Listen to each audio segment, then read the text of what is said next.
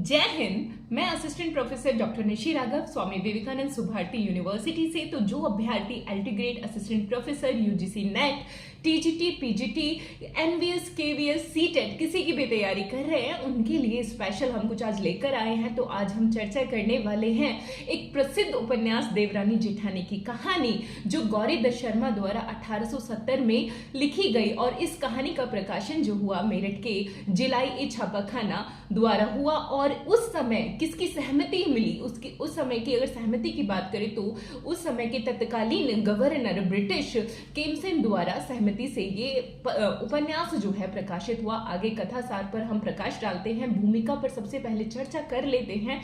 तो इस उपन्यास की प्रमुख भूमिका की अगर बात की जाए तो इसमें उस समय बनिया समाज में जो जन्म मरण के समय जो रीति रिवाज थे उस पर चर्चा की गई है। दूसरी अगर बात की जाए तो उस समय की जो पढ़ी लिखी महिलाएं और अनपढ़ स्त्रियां थी उनमें परस्पर क्या अंतर होता था, उन महिलाओं का काम पूरा दिन जो है किन किन कामों में व्यतीत होता था, वो बच्चों का लालन पोषण कैसे करते थे, इन सब पर प्रकाश डाला गया है। और साथ ही चलिए अब इनके पात्रों पर भी चर्चा कर लेते हैं। इस उपन्यास का केंद्रीय पात्र जो है वो सर्व सुखलाल है। ये एक बनिया थे और मेरठ में आढ़त की इनकी अपनी दुकान थी। इनके बड़े बेटे का नाम दौलत राम था, छोटे बेटे का नाम जो है वो छोटे लाल था। और इनकी बड़ी बेटी पार्वती और छोटी बेटी सुखदेई इनकी छोटी बेटी थी। आगे समय व्यतीत होता रहता है। दौलत राम जो है वो पढ़ने लिखने में इतने ज्यादा अच्छे नहीं थे, तो वो अपने पिता के साथ आढ़त की दुकान पर जाने लगते हैं। वहीं बड़ी बेटी पार्वती का विवाह कर दिया जाता है।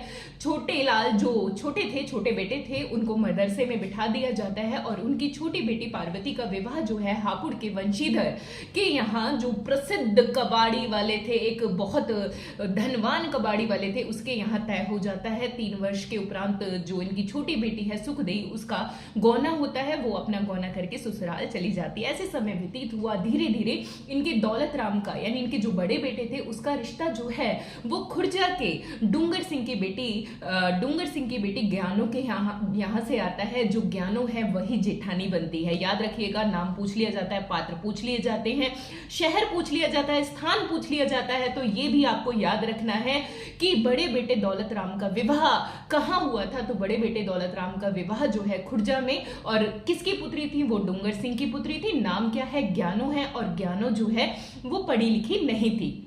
वहीं छोटे लाल की अगर बात की जाए तो छोटे लाल का विवाह जो है वो गुरुग्राम में एक तहसीलदार की बेटी आनंदी के यहाँ आनंदी से होता है। आनंदी जो है वो पढ़ी लिखी है, वो पूजा अर्चना इन सब में बहुत विश्वास रखती है। साथ ही वो जन्माष्टमी हो गया, एकादशी हो गया, रामनवमी हो गया, इन सब का जो है वो व्रत रखती है। वहीं अगर धीरे धीरे समय व्यतीत होने लगता है जेठानी देवरानी की आपस में जो है वो नहीं बनती, जैसे कि आजकल परंपराएं चली आ रही हैं। तो उस समय भी कुछ नया नहीं था, उस समय भी आज ही के समय की तरह होता था। तो आपस में परस्पर नहीं बनती थी। सर्वसुखलाल अपनी पत्नी से कहता है कि जब घर में किसी की नहीं बनती तो भाई इनको अलग कर दो। परंतु इस पर सर्वसुखलाल की पत्नी कहती है कि अगर मैं इनको अलग करूंगी तो जमाना क्या कहेगा। तो वो कहते हैं कि जमाना क्या कहेगा, जैसा देखा है वैसा ही जमाना कहेगा। तो इस तरह से परस्पर वार्तालाप चलता रहता है, समय व्यतीत होने लगता है।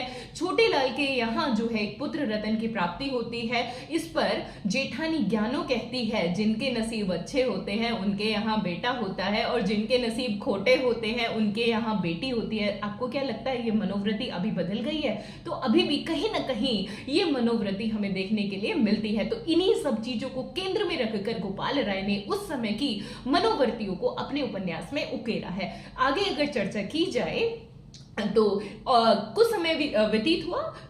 जो है ज्ञानो के यहाँ भी पुत्री हुई। ज्ञानो की पुत्री का नाम जो है मुनिया रखा गया। उधर सुखदेई के यहाँ भी पुत्री होती है। इस पे सर्व सुखलाल कहते हैं कि भाई लड़कियों ने तो हमारा घर घेर ही लिया है। तो और आगे समय व्यतीत होने लगता है। छोटे लाल के यहाँ एक और पुत्र होता है और जिसका नाम मोहन रखा जाता है। बड़े बेटे का नाम नन्हे रखा जाता है। छोटे लाल चाहता है कि मैं नन्हे को ना जो है अंग्रेजी पढ़ाऊंगा और इसको रुड़की भेजूंगा। इस पर आनंदी कहती है भाई मैं इसको रुड़की वुड़की नहीं भेजूंगी, मैं इसको वकील बनाऊंगी। और वहीं दौलत राम के यहाँ भी एक पुत्र का जन्म होता है जिसका नाम कन्हैया रखा जाता है। धीरे धीरे समय और व्यतीत हुआ, बच्चे बड़े होने शुरू हो जाते हैं।